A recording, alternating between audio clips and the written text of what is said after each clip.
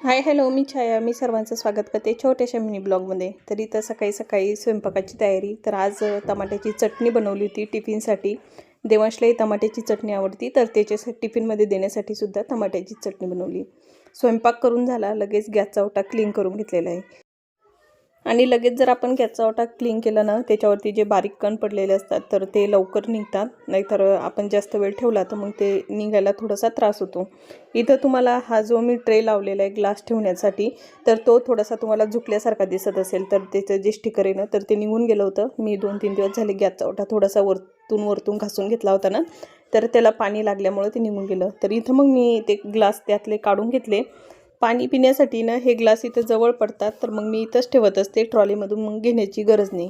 तर इथं मग मी काय केलं, लगेच ते ग्लास तिथून काढून घेतले आणि तो ट्रेसुद्धा काढून घेतला आणि फेमिक्विकनं ते थोडंसं चिपकवून दिलेलं आहे. तर लगेच चिपकवून जातं आणि व्यवस्थित पण राहतं. तर इथं मग मी व्यवस्थित त्याचं माप घेऊन ते व्यवस्थित चिपकवून दिलेलं आहे आणि लगेच ट्रेसुद्धा त्याच्यामध्ये टाकून दिलेलं आहे.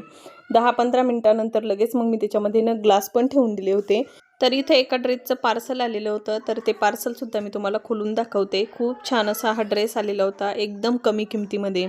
आणि मला जास्त कॉटनचे ड्रेस आवडतात, तर इथं मी कॉटनचा ड्रेस ऑर्डर केलेला होता. खूप सुंदर होता, कलर पण एकदम फ्रेश आलेला होता आणि त्यावरची जी डिझाईन आहे ना तर ती पण एकदम छान होती. असा टॉप आलेला होता आणि त्याच्यावरती अशा कलरची पॅन्ट आलेली होती. तुम्ही इथं पाहू शकता, एकदम छान असं गळ्याच्या भोवती थोडंसं त्यांनी वर्क केलेलं आहे आणि खूप सुंदर असं त्याचं कापडसुद्धा आलेलं आहे. जर कुणाला लिंक पाहिजे असली ना तर तुम्ही नक्की मला कमेंट करा.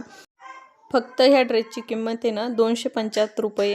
मिशोवरती हा ड्रेस अवेलेबल आहे. जर कुणाला पाहिजे असले ना तर तुम्ही मला नक्की कमेंट करा. मी तुम्हाला लिंक देण्याचा प्रयत्न करणार. तर चला, कसे वाटला हा व्हिडिओ नक्की कमेंट करून सांगा. भेटूया पुढच्या व्हिडिओमध्ये. तोपर्यंत सगळ्यांना बाय.